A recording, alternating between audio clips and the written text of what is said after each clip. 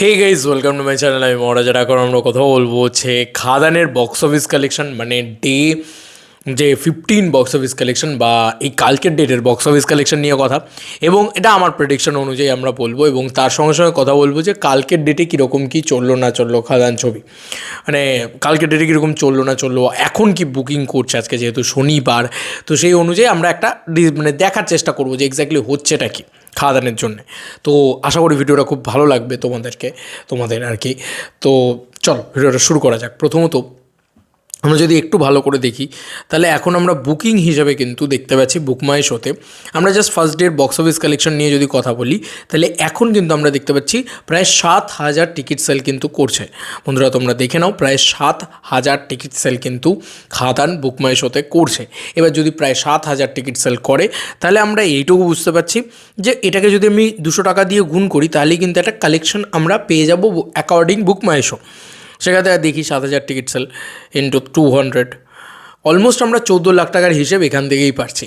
এবং আমার যেটা মনে হয় যে আর যে সিঙ্গল স্ক্রিনস রয়েছে সেখান থেকে আমরা মিনিমাম, খুব কম করে বলছি, 5 থেকে 6 লাখ টাকা ধরতেই পারি। তাই 20 লাখ টাকার যে ফিগার, সেই ফিগারটা কিন্তু আমি অব্যাহত ধরে চলছি।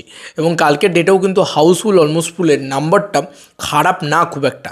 8টা মোটামুটি তো ধরতে পারো যে মানে কলকাতার আশেপাশে, কলকাতা চত্বর, এবং যদি গ্রাম বাংলা মেলাও তাহলে 12-15টা মেরেছে।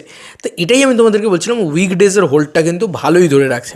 এবার যদি 20 লাখ টাকার যদি একটা কালেকশন হয়, এবং বাকি হলগুলোতে একটা বেসিক রেসপন্স ছিল খাদানের কালকে, এবং খাদানেরই কালকে সবথেকে ভালো রেসপন্স ছিল, এটাই স্বাভাবিক বিষয়।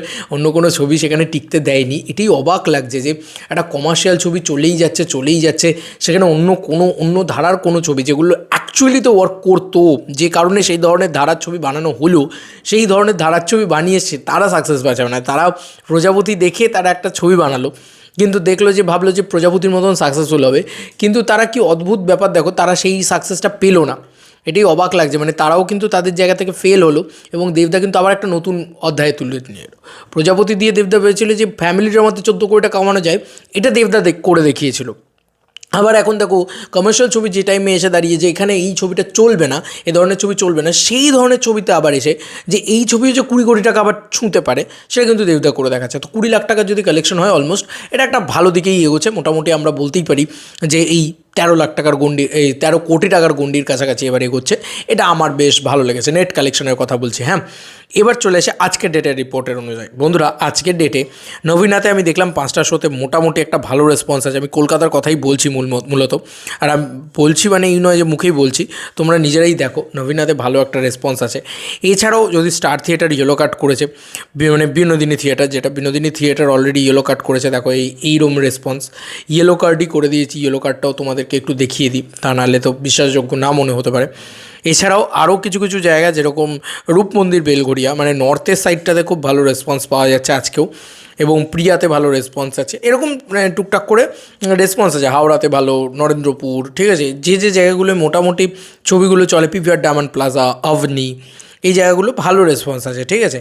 ম্যানোকা, হাইল্যান্ড পার্ক, এই জায়গাগুলোতে মোটামুটি রেসপন্স ভালো আছে। এগুলো সব ইয়েলো কার্ড হয়তো আজকে মারবে, এবং আজকে যেহেতু শনিবার, বিকেলের দিক থেকে দেখবে একটা ইয়েলো কার্ডের কিন্তু একটা প্রবণতা কালকের তুলনায় বেটার আজকে যাবে। এবং কালকে যে টিকিট সেলটা ছিল 6,000 সামথিং সকালবেলা আর কি, তার মানে থেকে 1,000 টিকিট সেল বেড়ে গিয়েছে। তো বোঝা যাচ্ছে যে আস্তে আস্তে মানুষ আবার টিকিট কাটছেন, করছেন, এবং খাদান তো একটা ট্রেন্ডে পরিণত হয়েছে, ফ্যামিলি অডিয়েন্স এবার দেখতে আসছে। তো এইটাই হয়, যখন একটা ছবি প্রায় 2 সপ্তাহ চলে যায়, তারপরেও যখন ব্যবসা করতে থাকে, তখন জানবে সেই ছবিটা ফ্যামিলি অডিয়েন্স দেখতে আসছে।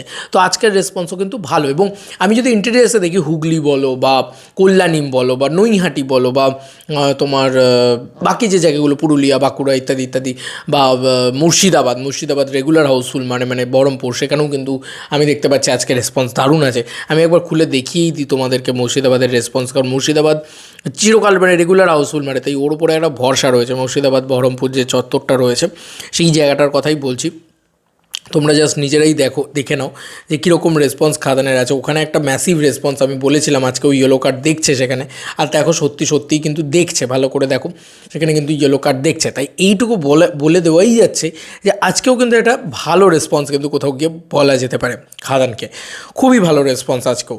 তো এই কাল এবং আজ মিলিয়ে কিন্তু একটা ভালো রেসপন্স, এবং কালকে আবার মানে মানে আগামীকাল যেটা আসছে সেটা কিন্তু রবিবার।